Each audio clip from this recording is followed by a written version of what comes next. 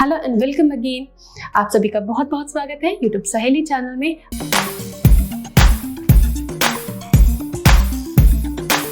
आइए सीखते हैं कि किन वजहों से आपको कंसीव नहीं हो रहा है।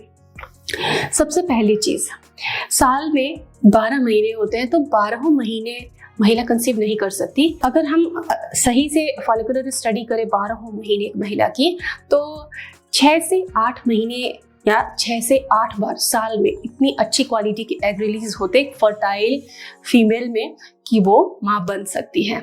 सो ऐसे में आप कोशिश पूरे 1 साल करके देखें। अगर आप 30 के अंदर हैं, अगर 30 से ऊपर है, 35 प्लस है, तो 6 महीने जरूर ट्राई करें और फिर कुछ इंटरवेंशंस करने की सोचें।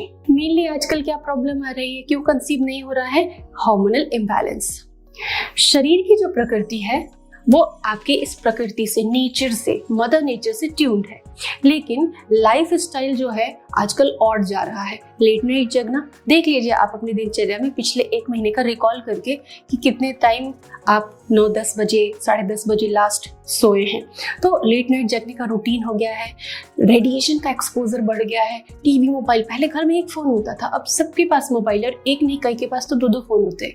तो ऐसे करके रेडिएशन एक्सपोजर बढ़ गया है और एम्बिशियस लाइफ जी रहे हैं, तो उसकी वजह से स्ट्रेस भी बढ़ा है। तो ये जो लाइफ स्टाइल हम जो जी रहे हैं, इसकी वजह से हम प्रकृति के विरोध में जा रहे हैं, अपोजिट साइड जा रहे हैं।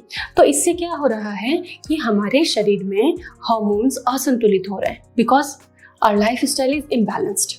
तो ऐसे में हार्मोनल इम्बैलेंस छोटे लेवल पे, बड़े लेवल पे, पुरुषों में टेस्टोस्टेरोन का कम बनना स्वाभाविक है, और महिलाओं के जो फर्टिलिटी हार्मोन्स हैं, एस्ट्रोजन एंड प्रोजेस्टेरोन, इसमें गड़बड़ होना, कम बनना, ज्यादा बनना, न बनना, ये सारी चीजें होती हैं। तो इसको संतुलित कैसे करें? सबसे पहले तो इसको समझिए कि हार्मोनल इम्बैलेंस आपको है या फिर आपको कोई और प्रॉब्लम है। अगर आपको है तो उस पर मैंने कई वीडियोस बनाए हैं। डाइट से और लाइफ स्टाइल से, बिना किसी दवा के आप हार्मोनल इम्बैलेंस खुद से, अपने डॉक्टर खुद हैं, आप ठीक कर सकते हैं। लेकिन उसके लिए आपको मेरे उन वीडियोस को देखना होगा जहां मैंने हार्मोनल इम्बैलेंस को कई तरीकों से, चाय, फूड, एक्सरसाइज, सब बताया है। इससे आपका पीसीओडी चला जाएगा, टेस्टोस्टेरोन भी बढ़ेगा उन डाइट से, लाइफ स्टाइल की ट्रिक से। आपको कोई भी दवा खाने की जरूरत नहीं पड़ेगी हार्मोनल इम्बैलेंस के लिए। सेकेंड रीजन है डाइजेस्टिव इश्यूज।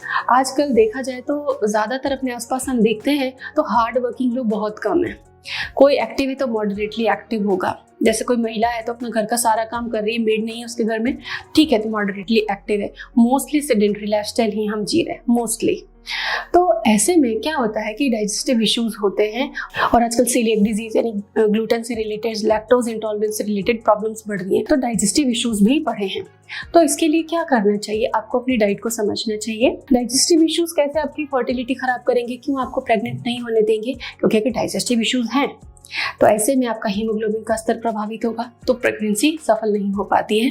एग बनेगा नहीं, बनेगा तो ओव्यूलेशन समय से नहीं होगा, पीरियड्स डिस्टर्ब हो जाएंगे। दूसरा, vitamin D and calcium level, vitamin D कम बन रहा है तो कैल्शियम है भी बॉडी में तो एब्जॉर्ब नहीं हो रहा है।